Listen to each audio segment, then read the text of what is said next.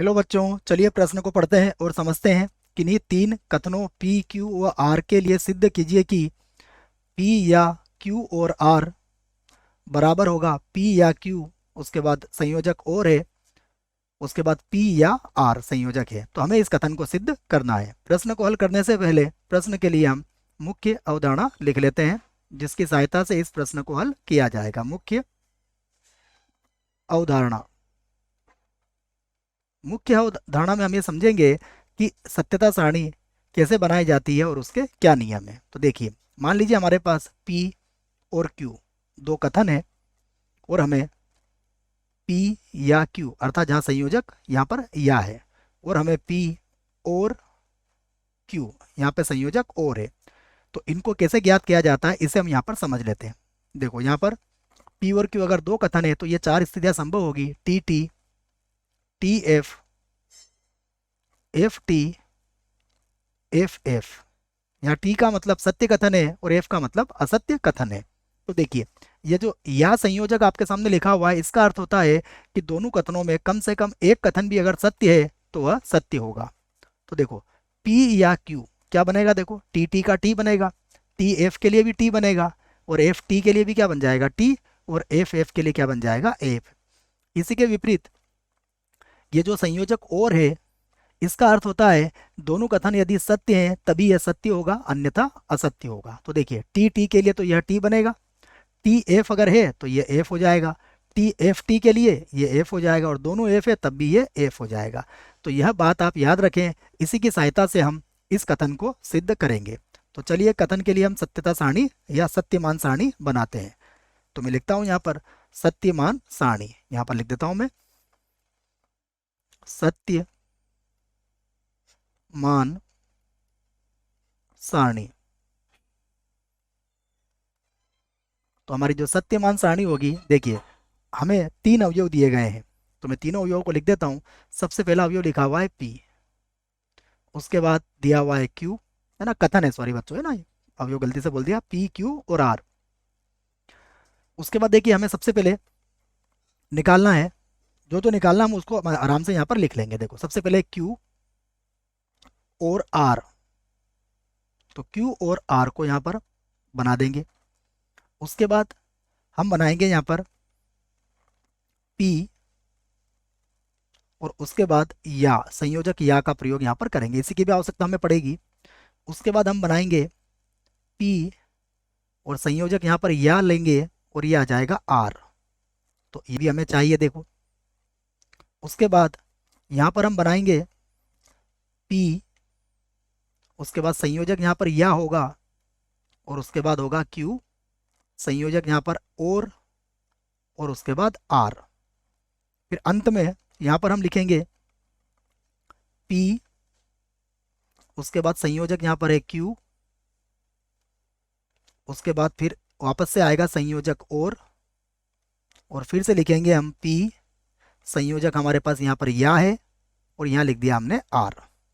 और इसकी सहायता से आप सत्यता सारणी हम लोग यहाँ पर बनाएंगे। तो सबसे पहले मैं P Q R की सभी संभव स्थितियां लिख लेता हूँ। तो देखो, इनको स्थिति लिखने का तरीका क्या है, T T T, 8 स्थितियां बनती है। तो 4 बार हमने T लिख लिया और 4 बार हम यहाँ पर F लिख लेंगे, ये हमने F लिख लिया। उसके बाद Q के लिए हम 2 बार T लिखेंगे, 2 बार F लिखेंगे, सारी स्थितियां स्वतः ही बन जाएगी। यहाँ भी T T और उसके बाद फिर F और F।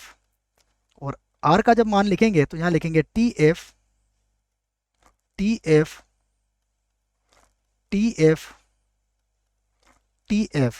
तो ये सभी 8 स्थितियां स्वतः ही यहाँ पर हमें बन जाएगी। अब सभी संयोजकों के बारे में मैंने आपको बता दिया है, इसलिए अब इसको ध्यान से देखें। सबसे पहले हम लिखेंगे Q और R। तो ये जो संयोजक और है, इसका अर्थ क्या है, इसमें हमें दोनों ही अगर हमारे सत्य कथन है तभी हम सत्य कहेंगे, अन्यथा असत्य कहेंगे।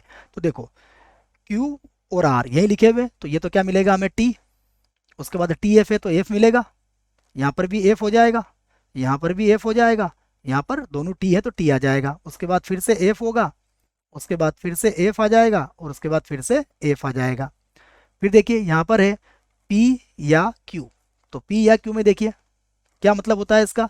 कम से कम एक सत्य है तो ये सत्य है। तो देखो ये होगा टी, टी फिर से टी हो जाएगा, टी एफ के लिए भी टी होगा, टी एफ के लिए फिर से टी होगा, एफ टी के लिए भी टी हो जाएगा, एफ टी के लिए फिर से टी हो जाएगा। दोनों ही हमारे पास एफ है तो फिर यहाँ पर एफ आ जाएगा, और दोनों ही एफ है तो यहाँ पर भी एफ आ जाएगा। उसके बाद देखिए अब हम निकालेंगे पी या आर।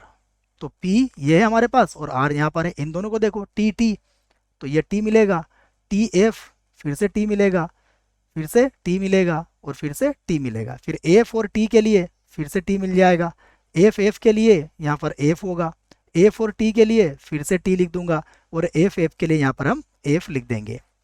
उसके बाद देखिए अब हमें क्या करना है, हमारे पास एक तो पी, तो ये पी तो मैंने यहाँ पर है देखिए, और उसके बाद हमें लगाना है यहाँ पर या का संयोजक, और क्यू और आर, क्यू और आर कहाँ पर है हमारे पास, ये है। तो अब हम इसका और इसका दोनों का मिला के क्या लिखेंगे यहाँ पर, संयोजक या की सहायता से। तो यहाँ पर जब संयोजक या लगाएंगे इसका अर्थ क्या होगा कि कम से कम एक हमें क्या चाहिए, टी, तो टी मिल जाएगा हमें। तो देखिए सबसे पहले टी और टी क्या मिलेगा, टी मिलेगा।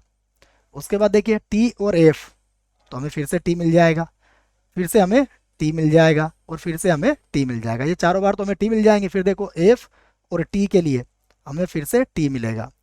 उसके बाद F F F F F, तो सभी जगह हमें एफ एफ और यहाँ पर भी हमें एफ मिल जाएगा। उसके बाद देखिए इसके पदों को लिखेंगे हम लोग। तो अब हमें इसमें क्या क्या चाहिए मैं इसको भी लिख देता हूँ। तो देखिए यहाँ पर इसमें P या Q, कहाँ पर है P या Q, ये है, ये P या Q। और उसके बाद P या R, P या R ये है। इन दोनों में देखिए बीच में क्या लगा रहे हैं हम, और लगा रहे हैं।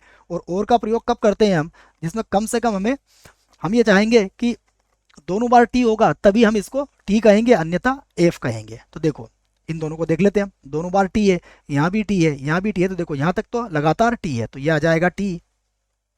उसके बाद फिर से टी, फिर टी आ जाएगा, उसके बाद फिर से टी आ जाएगा, उसके बाद फिर से टी आ जाएगा। उसके बाद देखिए टी और एफ, तो ये क्या बनेगा, एफ बन जाएगा। यहाँ पर देखो एफ और टी का फिर से क्या बन जाएगा, एफ बन जाएगा, और दोनों बार एफ है तो यहाँ पर भी एफ बन जाएगा। अब आप देखिए सारणी से स्पष्ट रूप से आप कह सकते हैं कि यह और यह क्या है, आपस में बराबर है। तो हम इसी बात को यहाँ पर लिख देते हैं कि सारणी से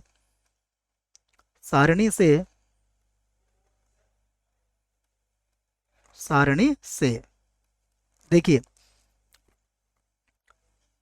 क्या सिद्ध कर देंगे हम, सारणी से इस बात को लिख देंगे P संयोजक या, और उसके बाद Q और R, यह किसके बराबर होगा, यह बराबर होगा P या Q, उसके बाद आएगा संयोजक और, उसके बाद फिर से आएगा P या R।